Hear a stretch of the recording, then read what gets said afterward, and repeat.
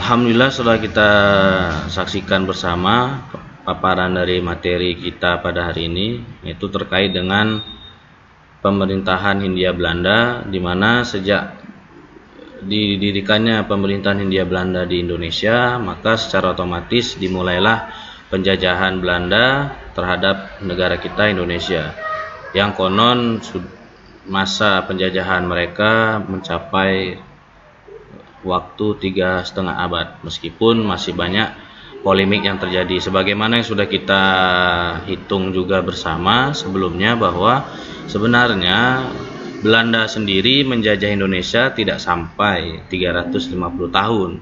Namun mengapa angka tersebut muncul?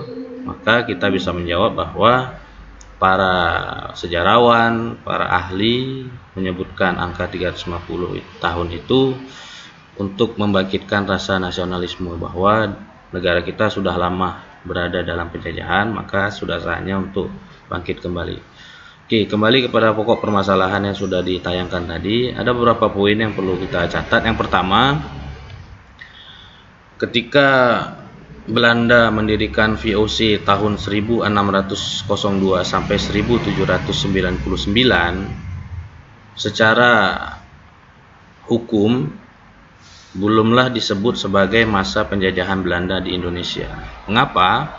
Karena VOC sendiri bukanlah sebuah bentuk pemerintahan sebagaimana pemerintahan yang seharusnya, melainkan VOC sendiri merupakan hanya sebagai sebuah kongsi dagang yang memfasilitasi para pedagang Belanda yang ada pada masa tersebut.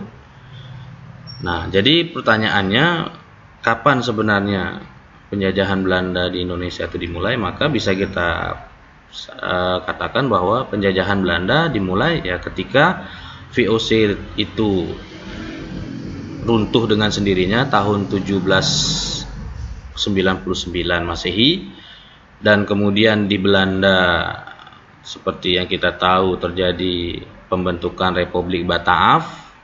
Dari hasil pembentukan Republik Bataaf kemudian diteruskan dengan pembentukan pemerintahan Hindia Belanda di Indonesia, maka secara resmi itulah mulainya Belanda menjajah secara hukum negara Indonesia yang kita cintai ini.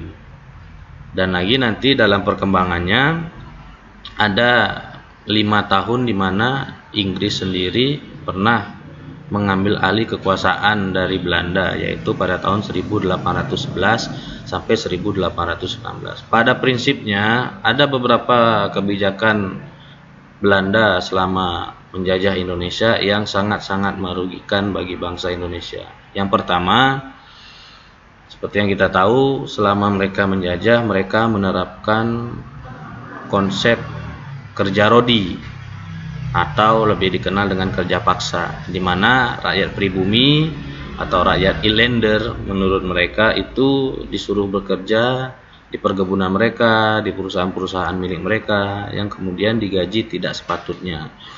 Itu kebijakan pertama yang sangat merugikan, yaitu kerja rodi. Kemudian kebijakan yang kedua, ketika terjadi kekosongan kas negara di negeri Belanda, maka kemudian Belanda menerapkan sistem tanam paksa di Indonesia, di mana petani-petani di negara kita dipaksa untuk bercocok tanam dengan beberapa peraturan-peraturan yang mereka buat, yang semuanya merugikan pihak petani kita itu sendiri. Sebagai contoh, yang pertama, jenis tanaman yang boleh ditanam itu harus ditentukan oleh mereka. Kemudian hasil dari panen itu sendiri, walaupun secara teori ada pembagian untuk petani dan untuk Belanda, tapi pada kenyataannya lebih banyak hasil panen itu diambil langsung oleh pihak Belanda.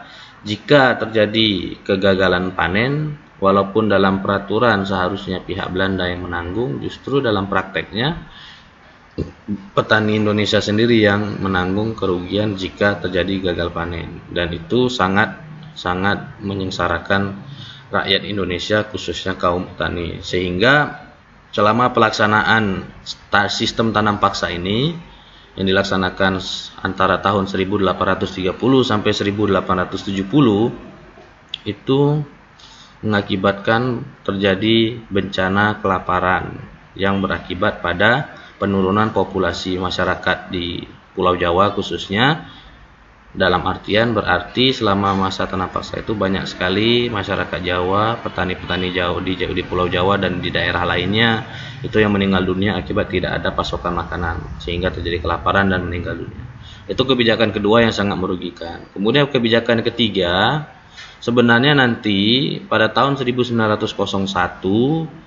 Belanda secara konseptual sudah membuat sebuah kebijakan yang dipelopori oleh Van Deventer, yaitu politik etis, di mana politik etis itu sebenarnya berisikan bagaimana pemerintah Belanda memiliki kewajiban untuk membalas jasa terhadap bangsa Indonesia.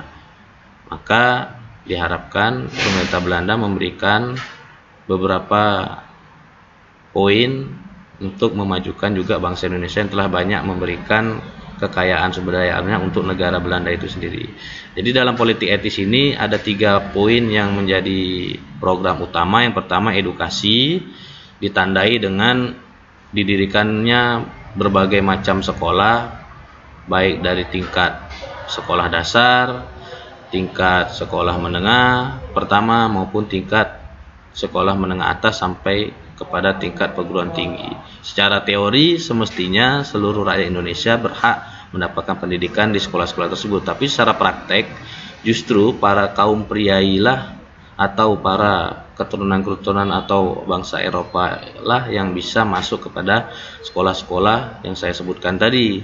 Sementara rakyat pribumi hanya bersekolah di sekolah-sekolah kecil saja, di sekolah-sekolah rakyat saja, yang secara garis besar hanya mengajarkan rakyat Indonesia membaca, menulis dan berhitung, sampai di situ saja.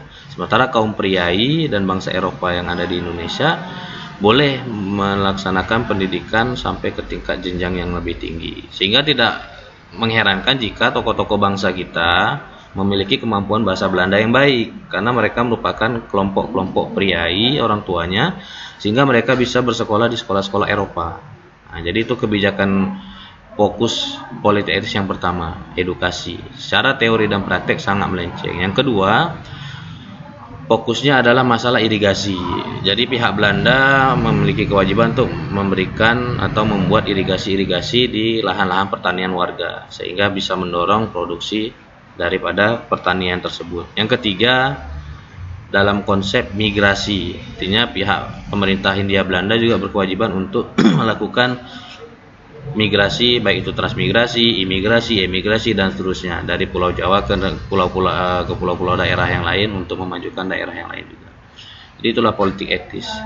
Etis dalam teori tetap sama dalam praktek dalam bentuk penjajahan. Jadi kebijakan ketiga ini juga walaupun dalam teorinya bagus, kalian baca nanti di literatur juga bagus secara konsep, tapi pada praktiknya mereka sama saja. Mereka hanya untuk menghilangkan kedok mereka berpura-pura untuk memberikan pendidikan pada pendidikan yang diberikan tidak sepantasnya dan lain sebagainya. Jadi saya kira itulah rangkuman dari beberapa kebijakan pihak pemerintah Hindia Belanda selama berada di Indonesia, yang secara garis besar sangat-sangat merugikan bangsa Indonesia sendiri.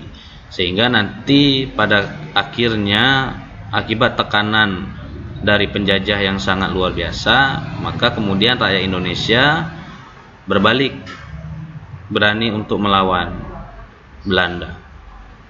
Itu nanti kita akan bahas pada materi selanjutnya, bagaimana bangsa Indonesia secara masif sudah mulai berani untuk memberikan perlawanan kepada pihak pemerintah Hindia Belanda di berbagai daerah. Apa salah satu penyebabnya? Yang paling utama adalah mulai banyaknya bangsa Indonesia yang memiliki tingkat pendidikan yang tinggi, sehingga dengan ilmu yang mereka miliki, mereka dapat membentuk dan memompa semangat bangsa bahwa penjajahan ini harus segera dihapuskan. Jadi itu saja kesimpulan dari materi kita pada hari ini. Untuk tugas kalian di rumah, dari banyak yang Bapak sampaikan tadi, tolong kalian buat sebuah rangkuman tentang pelaksanaan sistem tanam paksa di Indonesia. Saya ulang lagi ya. Tolong carikan atau buat rangkuman tentang pelaksanaan sistem tanam paksa di Indonesia. Adapun sumber yang dapat kalian gunakan baik bisa dari buku siswa, buku teks pelajaran, dari buku-buku yang lain, atau dari sumber internet. Silahkan. Nanti poin-poin penting dari sistem tanam paksa itu kalian tuliskan dalam buku latihan sejarah Indonesia untuk kelas 2 IPA dan 2 IPS. Setelah selesai, kalian fotokan hasil rangkuman kalian. Ya, sebagai contoh seperti ini, kalian tunjukkan hasil seperti ini sambil kalian berfoto, nampakkan wajah kalian dan hasil kerja kalian. Itu sebagai bukti bahwa kalian telah mengerjakan tugas yang diberikan dan sebagai dasar bagi Bapak untuk memberikan nilai untuk pembelajaran hari ini. Mudah-mudahan bisa dipahami ya. Kemudian untuk selanjutnya, untuk absensi kehadiran nanti akan Bapak berikan link online, absen online di bawah deskripsi video ini. Jadi kalian tinggal mengklik saja link tersebut, nanti akan langsung otomatis menuju ke sistem absen online. Kalian isi, itu biasanya yang diminta nanti yang pertama nama lengkap. Untuk menulis nama lengkap cukup huruf depan pertamanya saja yang besar, selebihnya kecil. Misalkan nama saya David Sanjaya, jadi Davidnya itu D-nya yang besar, yang lainnya kecil. Kemudian kata yang kedua Sanjaya, S-nya yang besar, selebihnya kecil. Sedangkan untuk kelas itu nanti Bapak sediakan 5 kelasnya, tinggal kalian pilih kalian kelas berapa. Jadi itu saja. Mudah-mudahan ada keberkahan. Semoga pembelajaran hari ini mendapatkan ridho dari Allah Subhanahu wa taala. Semoga Allah senantiasa memberikan kita kesehatan. Sekali lagi saya berdoa, semoga kita cepat juga kembali bertatap muka. Oke, cukup sekian. Terima kasih. Wassalamualaikum warahmatullahi wabarakatuh.